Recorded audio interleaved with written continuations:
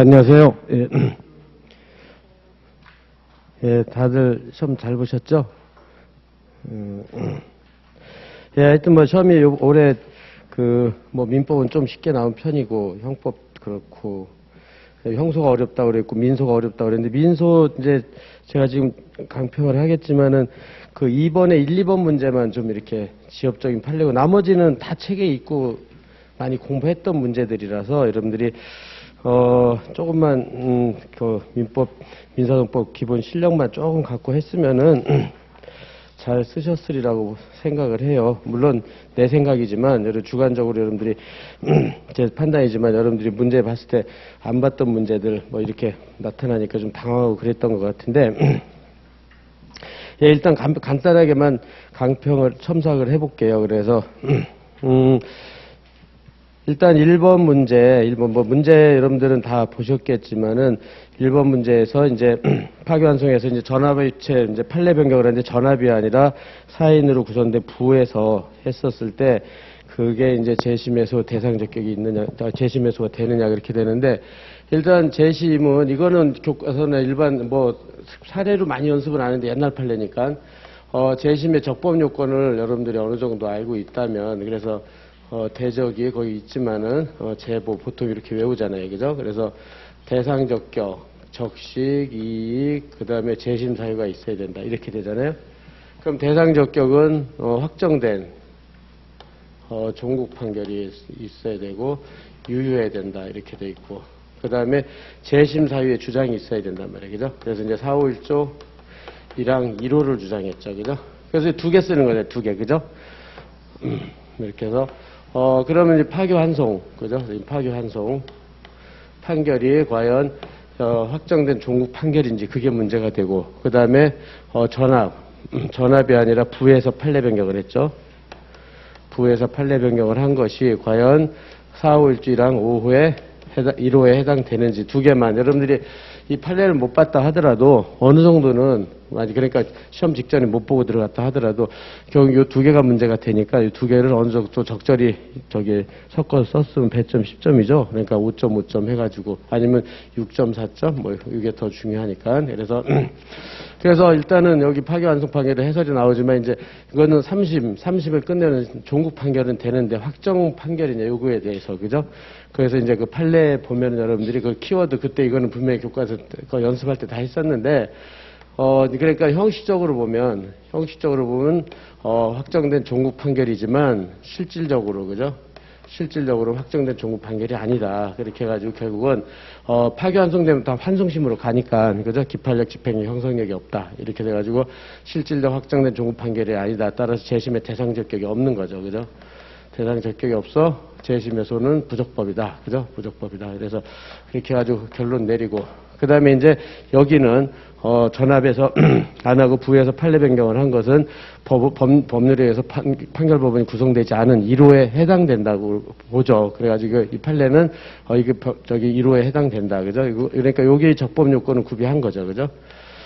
그래서, 여러분들이 사례를 풀 때, 사실은 뭐 올해 뒷부분에서 많이 나온다고 그래가지고, 뭐, 예비적 반소, 뭐, 필공, 예공, 뭐, 뒤에 참가 잔뜩 했는데, 그 주옥 같은 판례들 하나도 안 나오고, 좀 너무 지엽적이고 옛날 것들이 나왔죠. 그래가지고, 근데 하여튼, 어쨌든 본 시험은 항상 자기가 좀 아는 게 나오고, 중간치 나오고, 아예 모르는 게 나오는데, 항상 매년 법무사시험 항상 그런 것 같아요. 어느 시험도. 그랬을 때, 이렇게 잘하는 거, 그죠? 잘하는 거. 그 다음에 중간쯤 모르는 건데, 모르는 거는 다 못 써요. 다 못 쓰기 때문에 점수 차이가 안 나요, 이거는. 올해 뭐 형사소송법이 그렇다고 하는데, 그거 뭐 다들 못 쓰니까 차이가 나겠어요. 그러니까 거기서 거의 비슷비슷하고, 잘하는 거. 여기서 점수 차이가 많이 난단 말이에요. 그래서 여러분들이 여기서 많이 난다, 그죠? 그래서 예컨대 민법 같은 게 좀 쉽게 나왔다 치더라도 나중에 보면요.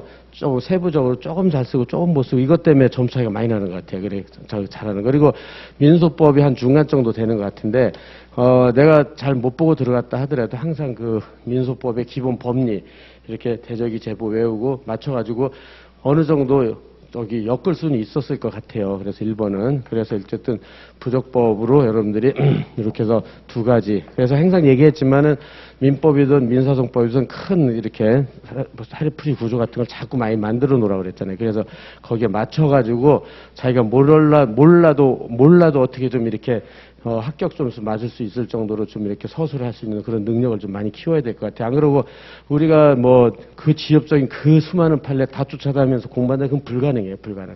아무리 두꺼운 책 뭐 그 해도 거기 밖에 나오면 어쩔 수 없잖아요. 그러니까 일정한 여러분들이 그 정확한 사례풀이 구조를 외우고 거기서 좀 맞춰 나가는 연습을 해야 될 것 같아요. 그렇게 하고 그다음에 2번 문제도 10점이라서 해설은 좀 많이 달았는데 2번 문제도 여러분들이 보면 알겠지만은 거기서 이제 그 소대 그죠?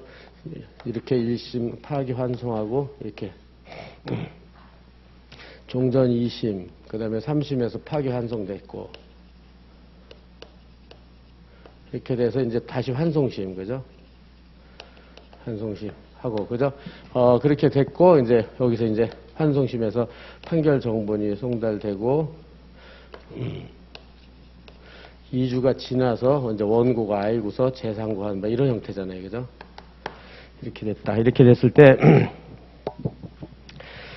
그래서 그렇게 됐을 때 그러면은 이 판결 정본이 송달된 게 그죠? 여기 제2심에서 소대 그죠?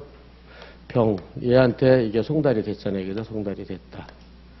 근데 이거를 알리질 않고서는 당사자한테 알리지 않아서 2주가 지나서 그죠? 2주가 지나가지고 이제 원고가 재상고한 그런 형태가 됐잖아요. 그죠? 그랬을 때 재상고가 적법하냐. 그래서 이것도 제가 항상 얘기했지만 뭐 항소든 상고든 거기 해설에 나오는 것처럼 재상고라도 통상의 상고의 성질을 가지고 있느냐. 아니 그걸로 적법하냐. 그 다음에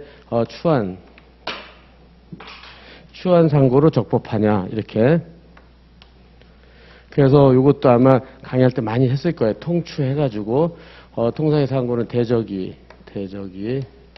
그 다음에 불종 이렇게 해가지고 이렇게 해서 어느 정도 해놔라 그렇게 됐고 그다음에 여기서 이제 대상적격하고 적식 이익인데 이거는 선고된 종국 판결 그다음에 이익 패소했으니까요 이익인데 적식이었죠 적식 그래서 소대 그러니까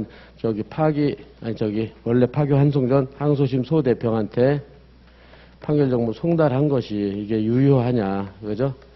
여부가 문제가 되는 거가 되겠죠. 그래서 이게 유효하다면 2주가 지났으니까 통상의 상고는 부적법이고 무효라면 진행을 안 할 테니까는 적법이 되겠죠. 근데 이제 여기에서 논의되는 게 이제 전형적인 논점이었죠. 이걸 많이 찍었죠. 대리권 소멸하고 대리권 부활. 그래서 신급대리 간단히 쓰고 그죠? 우리 판례는 신급대리 원칙을 인정한다. 그래서 판결 정보는 송달 시 대리권이 소멸한다. 그런 다음에 신급대리 긍정하는 판례 간략히 언급하고 그 다음에 이게 다시 파기 환송심에서 대리권이 부활된다. 그죠? 대리권 부활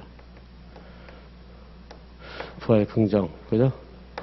그래서 소멸했던 대리권이 부활이 되니까는 일단 얘는 그 병은 대리권이 있다는 거죠. 그죠? 따라서 병은 소송 대리권이 있으니까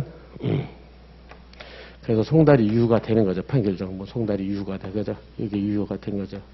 따라서 송달이 유효하니까는 판결정 뭐 송달이 유효하니까 2주가 지났으니까 그죠? 유효하고 2주가 지났으니까 그러니까 통상의 항소는 부적법 하겠죠. 그죠? 경과됐으니까 통상의 상고는 부적법 이렇게. 그래서 거기 해설은 많이 달았지만 저기 10점이니까 그냥 간단 판례만 여러분들이 중요 판례만 핵심 키워드만 나열해서 제시해서 이렇게 해놓고 그러니까 통상의 상고는 부적법 하더라도 그러면 추한 상고로서 적법하면 적법하게 되는데 그게 불규칙 사유가 되는지 그래서 이 책에서는 이것도 이제 보통 소송대리한테 판결 좀 송달하고 본인한테 안 알리고 그 상소기간이 경과됐다 하더라도 불규칙 사유 지금 사안과 같이 안 알리고 지나갔잖아요. 그래서 근데 판례는 그 정도만 가지고는 불규칙 사유를 인정 안 한단 말이에요. 그죠? 그 판례 그죠? 부정한다. 그래서 여기서 불규칙 사유도 안 되고 그죠? 이렇게 적식이 안 되고 그래서 이렇게 해가지고 결국은 이거는 통상의 상고나 추한 상고로 다 부적법하다 이렇게 해서 적법 여부를 물어봤으니까. 그래서 뭐 법원의 판결이다. 판결을 쓰라고는 안 나왔죠. 그렇게 되니까는 거기 해설은 달아놨지만 여러분들이 재상고로서 부적법하다. 이렇게 해가지고, 이것도 일정한 좀 이렇게 틀을 잡고 여러분들이 아마 요거는 다 잘 썼을 거라고 봐요. 친급 대리, 대리권 부활. 그래서 유에서 2주가 경과해서 못한다. 그 다음에 추한상고까지 여러분들 썼을런지 요거는 좀, 예, 요거는 좀 여러분들이 약간 간과했을 가능성이 많아요. 근데 항상 이것도 강의할 때 했지만은 항상 상고나 항소 문제 물어봤을 때는 저렇게 5개를 검토해 버릇을 하라 그랬었는데 어쨌든 여러분들이 이렇게 해서 하면은 완벽한 답안이 될 수 있었으리라고 생각을 하고요. 그 다음에 3번 문제도 여러분들이 그 뭐 파산 뭐 확정 이런 건 잘 뭐 그 판례는 모를 수가 있단 말이에요. 그러니까는 책에 아주 좀 이렇게 자주 나오는 판례들이 아니니까. 근데 그걸로 안 쓰고도 이거는 할 수가 있죠. 그죠? 그래서 3번에서 그래서 이제 그래서 거기서 본 대로 이거는 아마 공부 무지무지 많이 했던 것 중에 하나인데 그래서 얘가 이제 15억을 청구했는데 그래서 이제 1심, 2심, 환송심에서 하여튼 항소심이었죠. 항소심에서 이제 10억하고 5억 해가지고 10억에서는 거기서 갑이 승소하고요. 그죠? 부당이득 채무가 있다. 그러니까 맨 처음 문제에서 거기서 보면은 10억을 주고받는 일부 승소 판결을 했다. 그러니까 갑이 승소했고 5억에 대해서는 갑이 패소했고, 그죠? 그래서 여기서 을이 이제 여긴 패소한 거니까, 그죠? 그렇게 해가지고 여기서 이제 을이 항소를 그렇게 해가지고 상고를 했다. 그래서 을만 패소 부분에 대해서 상고를 한 거죠, 그죠? 상고. 그럼 이거는 여러분들이 가장 많이 연습을 했던 것 중에 하나잖아요. 3심에, 그죠? 그래가지고 2심의 범위하고 심판의 범위 이렇게 해가지고 2심은 전부, 그죠? 상불원, 그죠? 상불원 때문에. 그러니까 이 판례를 잘 몰라도 일반론으로 할 수 있단 말이에요. 얼마든지. 그러니까는 10억하고 5억 다 올라온다. 그 다음에 심판은 일부 불변금 때문에.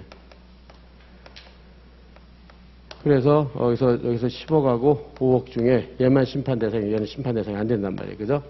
이렇게 돼 있다. 그러면은 여기서 2심은 됐지만 심판이 대상이 됐죠. 5억 부분에 대해서, 그죠? 여기 갑이 패소한 부분이요. 패소한 부분에 대해서 여기서 3심 판결 선고 시, 그죠? 그러니까 항소심은 항소심 판결 선고 시, 3심은 3심 판결 선고 시에 요게 5억이 된 2심 판결이겠죠? 2심 판결이 분류 확정된단 말이에요. 그죠? 확정됐으니까 얘는 종료가 된단 말이에요. 종료. 그러니까 종료가 되니까는 여기에 대해서 2심 판결 해가지고 여기서 이제 갑이 졌잖아요. 그죠? 갑이 졌다. 그러면 여기에 대해서 갑이 여기서 여기 파기환송이 됐죠. 파기환송돼서 2심으로 갔다. 그러면은 이제 살아있는 게 10밖에 없잖아요. 그죠? 그러니까 2심도 10이고 심판도 10이죠. 그러니까 뭐 판례는 요 파기환송 판결 해가지고 그 판례 원문을 읽어보면 굉장히 복잡하게 써있단 말이에요. 근데 여러분들 그걸 어떻게 다 외우겠어요? 근데 이렇게 하면 그렇게 크게 안 어렵잖아요. 그죠? 여기서 5는 날라가 확정돼 종료됐으니까 남은 게 10만이니까 여기 2심 되고 심판 대상이 됐겠죠. 그러니까는 여기에 대해서 10이라고 2를 판결 못하죠. 당연히 10만 판결해야죠. 그죠? 예, 그래서 그렇게 해가지고 하는데 판례 표현을 보면은 굉장히 복잡하게 돼 있지만 결국 쭉 보면 이렇게 돼 있죠. 그래가지고 2심의 범위, 심판 범위, 판결 선고시 확정되고 그래서 파기환송심의 심판 대상 2심 심판은 10. 그래서 10위는 안 되고 10까지만 판결할 수가 있겠죠. 그죠? 이렇게 해서 이건 그냥 좀 여러분들 조금만 민사소법 실력 있으면 이 추정만 잘하면 풀 수 있었으리라고 보고요. 그 다음에 이렇게 해가지고 그 다음에 이제 거기서 두 번째 문제는 그래서 이제 거기 파산 채권 확정 소송으로 변경했죠. 이번에는. 그래서 이제 여기 3심에서 여기 이제 1번 문제고. 그죠? 그렇게 돼가지고 여기서 이제 3심에서 그래서 이제 파기환송을 했는데 이것도 마찬가지죠. 어쨌든 파기환송을 하면 이게 분류 확정이 되니까 똑같이 그래서 파기환송했고 그 다음에 환송 후 항소심에서 이번에는 교환적 변경을 했죠. 그러니까 부당이득을 종전 청구와 똑같은 같은 청구원이며 같은 청구 금액으로 파산 채권 확정에 교환적 변경을 했다. 이렇게 돼가지고 그러면은 이것도 마찬가지로 그래서 파기환송심으로 와서 파기환송이 돼가지고 2심에서 교변을 했다. 그죠? 그러면 아마 여기에 대해서 이 판례, 그죠? 이 판례를 그 판례 원문을 뭐 그대로 외운다는 건 불가능하단 말이에요. 그러니까 거기서 할 수 있는 방법은, 그것도 마찬가지로 해형 성적 해가지고 일단 일반론을 어느 정도 쓰는 거죠. 그래서 이건 부당이 들어가고 파산 채권은 소속물에 따르니까 해당된다. 형태는 교환적 변경이다. 그 다음에 성질은 결합설이다. 그래서 구소취하 신소재기다. 그죠? 구소취하가 됐고 신소재기가 됐죠. 신소재기.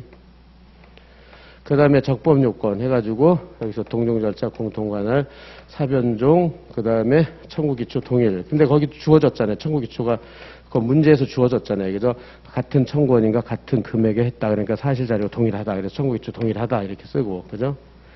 그 다음에 다섯 번째 현재 지연시킨 사정도 없다. 그래서 적법하다 이렇게 해요. 그죠? 그래서 일반론으로 쓰고 그런 다음에 여기에 대해서 또 마찬가지예요. 그러면은 여기에 대해서 환송심에 대해서 똑같아요. 이거는 이 전제로 해서 벌써 5는 날라갔단 말이에요. 확정돼서 종결됐잖아요. 그러니까는 이것도 똑같이 2심도 심판도 그죠? 다 10이란 말이에요. 그죠? 그러니까는 이미 5는 분리돼서 확정돼서 종료가 됐기 때문에 전체적인 취지가 아무리 파산채권으로 파산채권 확정해서 변경한다 하더라도 그죠?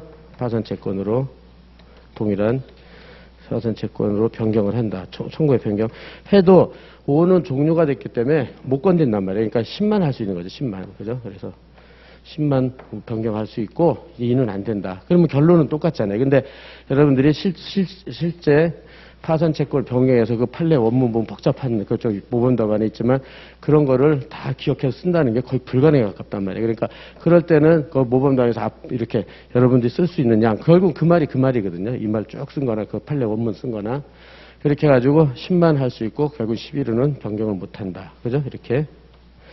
예, 그래서 결국은 요게 제일 중요하죠. 여기를 찾을 수 있으면 좀 쉽게 할 수 있었을 텐데, 여러분들이, 그거는, 어느 정도, 잘 했으리라고 보고요. 그 다음에 4번도 마찬가지로 파기환송 판결이 기속력이잖아요. 그죠? 이렇게 해서 이제 재상고심으로, 그죠? 여기서 파기환송 판결이 있고, 환송심이고, 그 다음에 재상고심, 그죠? 기속력이 있느냐, 파기환송 판결이 기속력. 그래서 이것도 앞잡다서 해놓으라고 그랬잖아요. 그죠? 발작법. 그래서 자격은 주객. 여긴 시가 없으니까.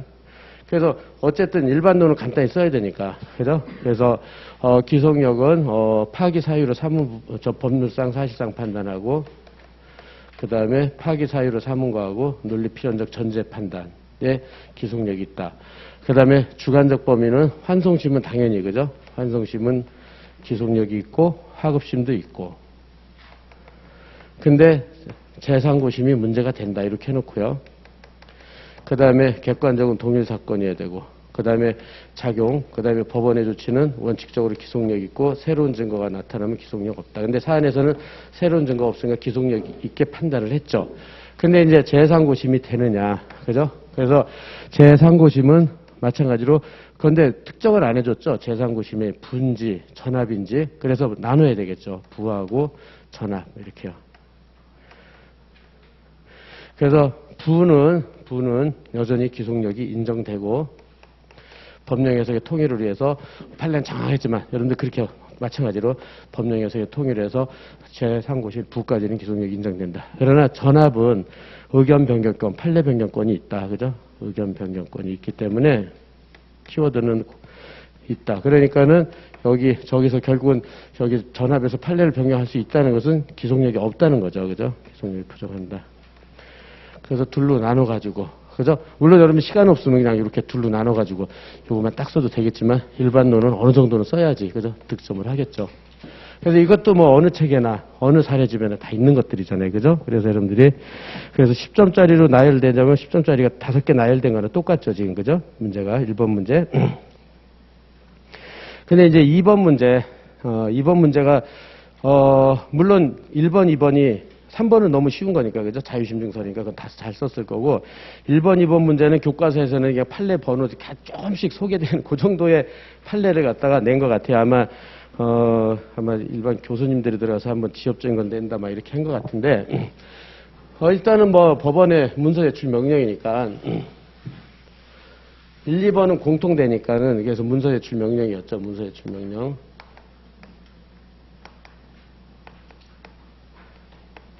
그래서 거기에 대해서 일반론 마찬가지 요건, 그리고 의무가 있어야 되고, 증명이 돼야 된다. 그죠? 그래서 의무가 있으려면 344조 1항 1호, 2호, 3호. 그죠?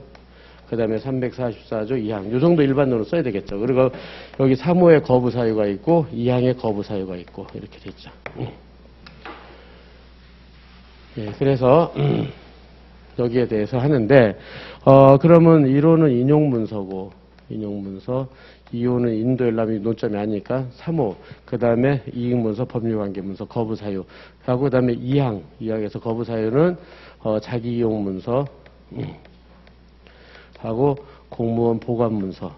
이건 법조문 베끼면 되기 때문에 여기까지는 여러분들이 어느 정도, 그 다음에 이거 증명은 345조에 의해서 의무와 소지와 그 다음에 특정해서 증명을 해야 된다. 여기까지 해놓고요. 그런 다음에 이제 문제 1번.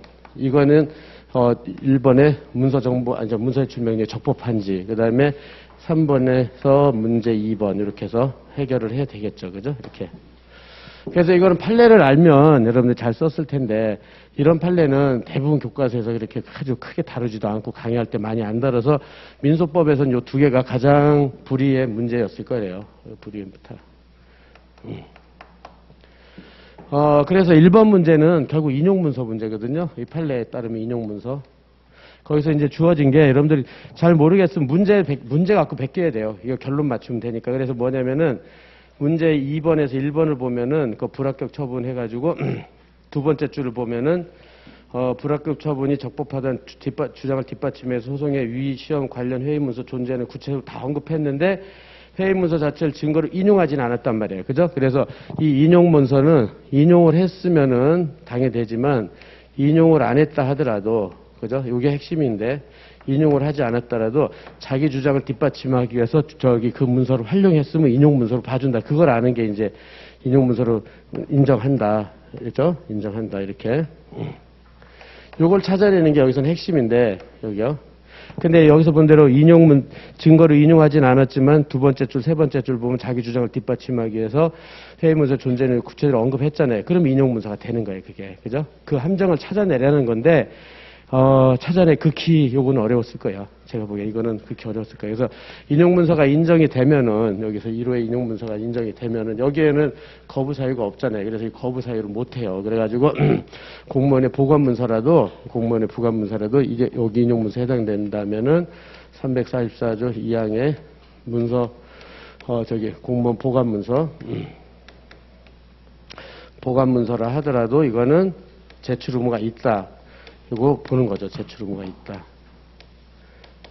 이렇게 해서 요게 판례 표현인데, 여러분들이 판례 하고, 그 다음에 두 번째는 거기서 본 대로 거기 그 다음에 또 문서 공공기관의 정보 공개하는 법률에 비공개 정보에 해당된다 그랬는데, 그거에 대해서 또 이 인용 문서에 해당되면은 비공개 정보 문서도 아니다 이렇게 보는 거죠. 정보 문서도 아니고 여기에 해당된다 하더라도 제출 의무가 있다고 본단 말이에요. 그러니까는 이걸 여러분들이 판례를 모르는 상태에서 이걸 찾아낸다. 이건 굉장히 극히 어려웠을 거예요. 이건 극히 어려웠어요. 그러니까 그렇게 했는데, 이런 거는 그러니까 여러분들이 둘 중에 하나를 찍는 거예요. 방법이 없어요. 문제를 보고 앞에 그러니까 의뢰 주장, 그죠? 의뢰 주장은 지금 이거 공무원의 보관 문서다.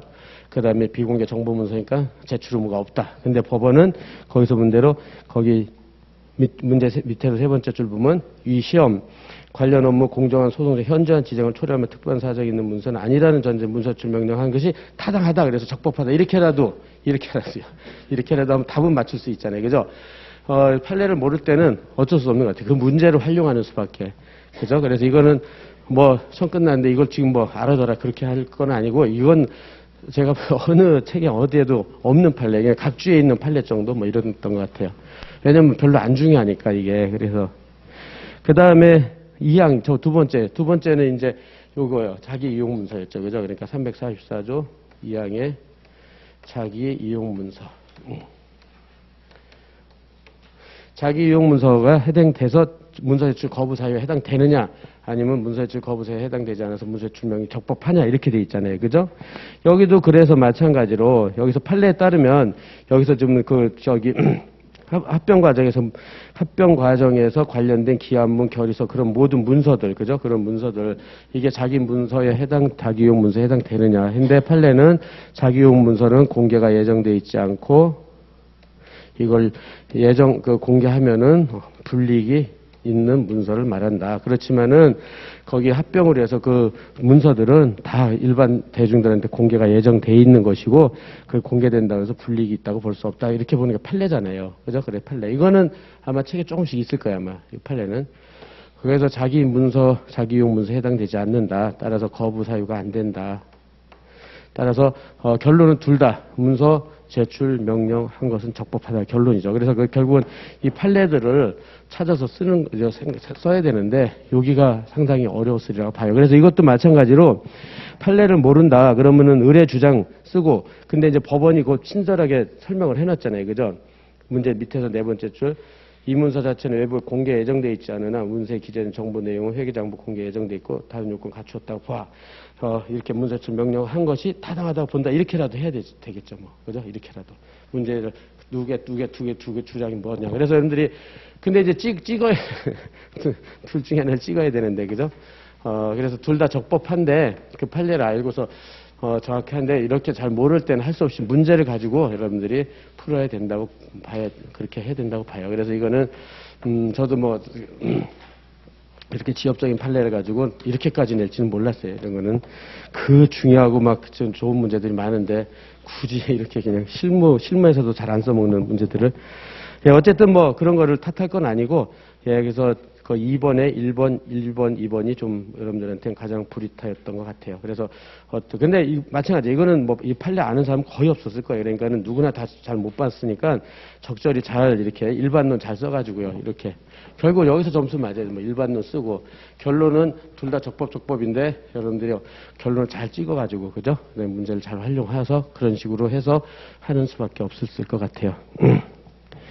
그 다음에 3번은 뭐, 이건 누구나 잘 썼을 것이고요. 그죠? 문서 제출 명령 받다, 제출 거부했다. 그럼 349조 조문 쓴 다음에, 법원은 상대방이 문서에 대한 주장 사실을 인정해야 된다. 그 인정하는 것이 문서냐, 요증 사실이냐. 근데 판례는 문서 자체를 인정하는 거지, 요증 사실을 직접 인정하는 건 아니고, 그거는 자유심증에 의해서 변론의 전체의 취지로 인정해야 된다. 그렇게 쓰면 이제 거기에 거의 만점이 맞겠죠. 그러니까 그건 누구나 다 잘 썼을 것이고. 그래서, 결론은 하여튼 이렇게 불이의 문제 두 개가 있었는데, 그거 빼고는 여러분들이 어느 정도 민사소송법 실력이 있으면은, 충분히, 그러니까 그 그러니까 여러분들이 그 판례 구체적으로 표현을 모른다 하더라도 그렇게 큰 사례풀이 구조 가지고 대입을 시키면 충분히 합격 점수를 맞을 수 있었을 거예요. 그렇죠?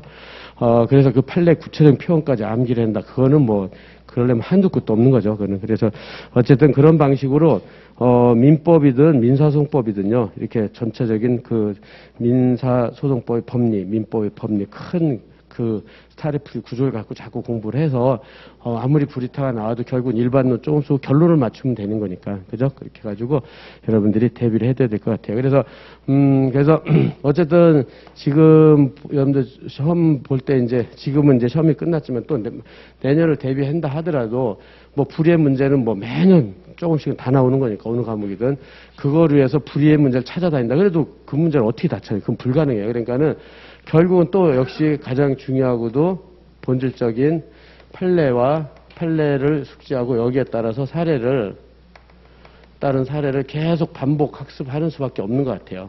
반복 학습. 그죠? 그렇게 해가지고, 근데 그냥 단순한 반복 학습 가지고는 안 되고, 그냥 단순 암기는데 그 많은 판례 10,000개를 외운다, 그게 불가능하잖아요. 그러니까는 전부 다 일정한 사례풀이 구조에, 그러니까 사례풀이 구조에 대입을 시켜가지고 어떤 문제가 나와도 거기에 맞게끔, 그죠? 맞게끔 이렇게 적절히, 이렇게 일반론 내지 이런 틀을 잡아서 쓰고 나중에 결론 맞추는 방식으로, 그렇죠?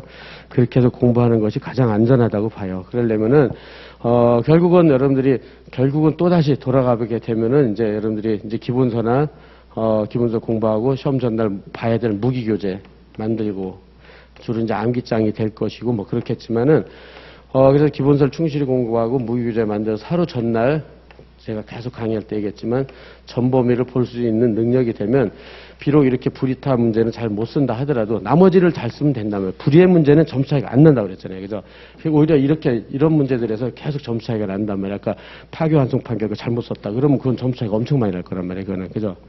그러니까는 중요하고 본질적인 거 잘 맞는다. 이렇게 생각하시면 돼요. 중요하고 본질적인 거. 그렇게 하려면 기본서와 무기교재를 만들고 똑같이 이렇게 중요 판례 위주로 사례를 반복해서 연습을 하면은 충분히 여러분들이 소기의 목적을 달성할 수 있다고 봐요. 그래서 오늘 여러분들 고생 많으셨는데 제 강평은 여기서 마무리하고 질문 있으면 질문 주시고 여기서 마무리를 하도록 하겠습니다. 예, 수고하셨습니다.